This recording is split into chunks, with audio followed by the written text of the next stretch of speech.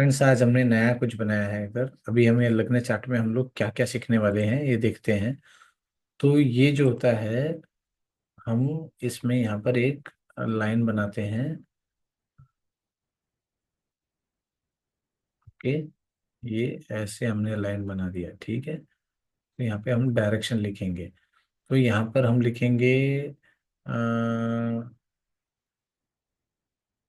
1.9 dash east dash DHARMA धर्मा।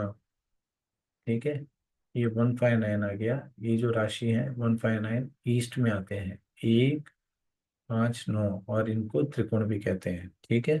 धर्म। और दूसरा आ गया 159। उसके बाद आ गया है इनका एक और टेक्स्ट का बॉक्स लेते हैं। 3, 7, 11 डैश WST वेस्ट डायरेक्शन है। ARTH अर्थ नहीं, धर्म अर्थ काम, काम आ गया ये, काम। ठीक है, ये हो गया 3, 7, 11 वेस्ट डायरेक्शन में है ये। ठीक है, इसको हम वेस्ट कर देंगे, 3, 7, 11 वेस्ट।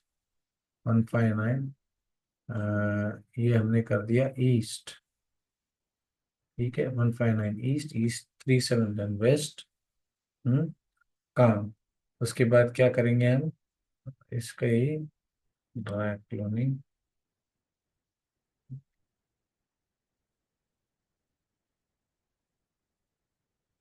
4, 8, 4, 8, 12। ये जो हो गया, ये राशि जो हो गई, ये हो गया डैश नॉर्थ में, मोक्ष, मोक्ष। ठीक है, अभी यही साउथ में आ गया, तो ये क्या बन जाएगा, अर्थ। 2, 6, 10 डैश SOUTH एंटर ARTH अर्थ। तो ये सारे राशियां हैं धर्म अर्थ काम मोक्ष के लिए। ठीक है, बहुत सिंपल में मैंने आपको बना के दिया है। धर्म क्या है, अर्थ क्या है, काम क्या है, मोक्ष क्या है। अभी इसमें हम देखेंगे केंद्र भाव क्या आता है, 1, 4, 7, 10। जो ये हो गया 1, 4, 7, 10 जो है, इसमें अभी, सॉरी, 1, 4, 7, 10, ये क्या है, केंद्र भाव। इसका केंद्र भाव अच्छा होता है, केंद्र भाव में शुभ सबसे ये समझो ये पिलर है। ठीक है, ये केंद्र भाव है। 1, 4, 7, 10 जो राशि का भाव है, ये केंद्र भाव है। ठीक है, उसके बाद अगर आप देखेंगे 1, 5, 9, ये त्रिकोण भाव होता है। हाँ, इसको ड्राफ्ट करेंगे। 1, 5, 9, ये क्रम 5, क्रम 9, ये होता है त्रिकोण भाव। ठीक है, त्रिकोण भाव, ये यहाँ पर ये तीनों एक दूसरे से संबंध रखते हैं, बहुत गहरा संबंध रखते हैं। ये त्रिकोण भाव में बहुत अच्छे ग्रह का होना बहुत जरूरी है। अभी 3, 6, 10, 11 उपजय भाव होता है। 3, 6, 10 और 11 उपचय भाव। ठीक है, उपचय भाव क्या है मैं आपको आगे बताऊंगा। जैसे ये हो गया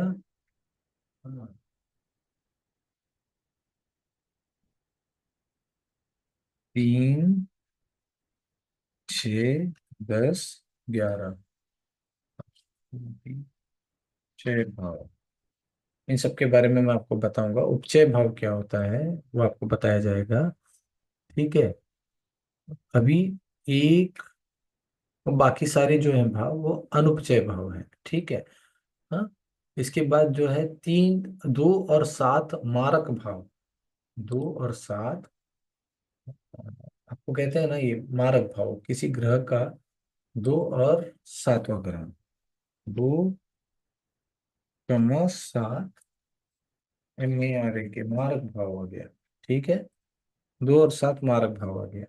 अभी इसके बाद मैं आपको बताऊंगा कि आयु का भाव 3 और 8 होता है। 3 और 8, ये आ गया। 3 और 8 आयु का भाव होता है। हाँ, तो आयु निकाल सकते हैं, मतलब 8 भाव। ये मैं अभी सिर्फ भाव बता रहा हूँ मैं आपको।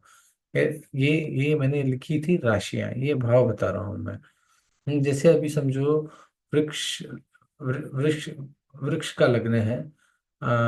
शनि 9 तथा 10वें भाव का स्वामी है। ठीक है।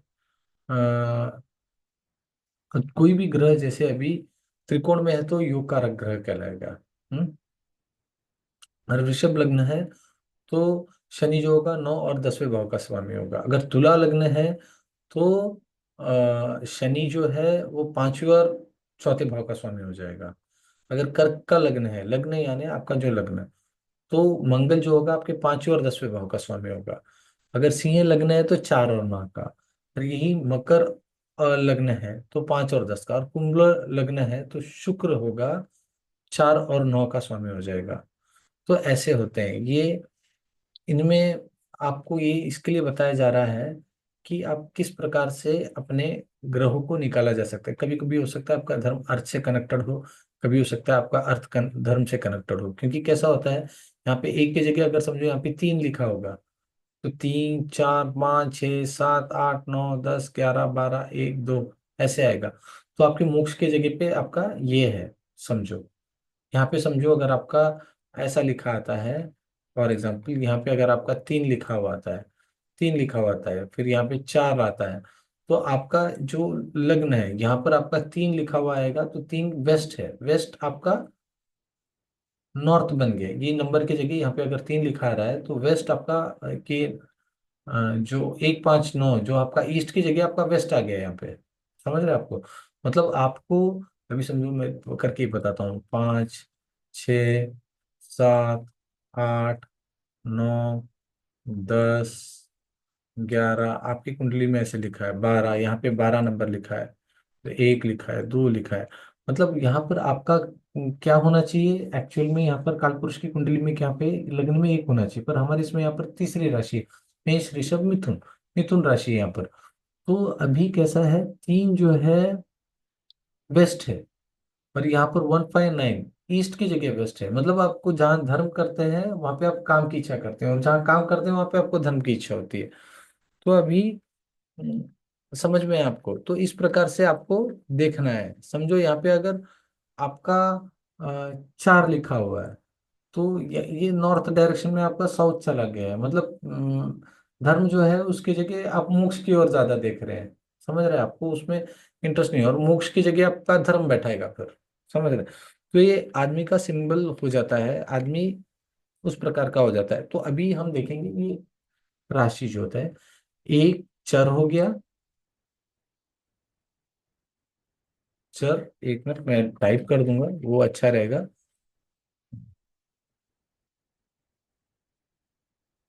चर, ठीक है। पहली राशि क्या होगी, ये चर हो गई। ठीक है, इसको हम ये करेंगे ड्राई क्लोनिंग। फिर ये होगी स्थिर, STHIR, स्थिर हो गया। अभी अ, ये हो गया द्वि। ये चर भी है और स्थिर भी है। DWI, द्वि। द्वि मतलब चर भी है और स्थिर भी है। तो इसी तरह से आपको ये आएगा, यहाँ पे चर आएगा। ठीक है, ये इलेक्ट्रॉनिक, ये आएगा आपका स्थिर आएगा। ये आपका द्वि आ गया। ये छठी राशि जो है, मेष जो है चर राशि, स्थिर राशि, द्वि राशि, चर राशि, स्थिर राशि, द्वि राशि। अभी यहाँ पे फिर से आ गया, यहाँ पे ये आ गया, चर राशि आ गया। फिर यहाँ पे स्थिर राशि आ गया। यहाँ पे ये है, ये द्वि राशि है। ये आपको मैं बताऊंगा चर स्थिर द्वय का कैसा होता है। फिर वापस से ये आपका ये आ गया, चर राशि आ गया। कौन सा? मकर। कुंभ। कुंभ आपका स्थिर राशि आ गया, ये स्थिर रहता है। और द्वि आ गया आपका मीन। ठीक है। अभी आपको देखना है यहाँ पे कोई भी ग्रह है, ये अभी चर स्थिर द्वि हमने बताया है, तो इसका मतलब ये है कि अभी आप ये समझो यहाँ पर अभी आपका समझो चर राशि है। चर राशि का कैसा होता है, अभी हम लोग यहाँ पर लिखेंगे ये यहाँ पर वापस से आते हैं। कंट्रोल से कंट्रोल से कंट्रोल से चर, तो इसको मैंने यहाँ लिया, तो यहाँ पर मैं लिखूंगा चर के लिए हमको देखना है 11 घर। स्थिर, STHIR स्थिर। 9 और 0 द्वि के लिए 7 घर। हम चर के लिए, स्थिर के लिए, द्वि के लिए ऐसे देखते हैं। तो जहां पर 1 नंबर लिखा रहेगा वही राशि चर राशि है, 2 नंबर लिखा है वही स्थिर राशि है। तो हम लोग यहाँ पर लिखेंगे चर राशि, स्थिर राशि और द्वि राशि के बारे में।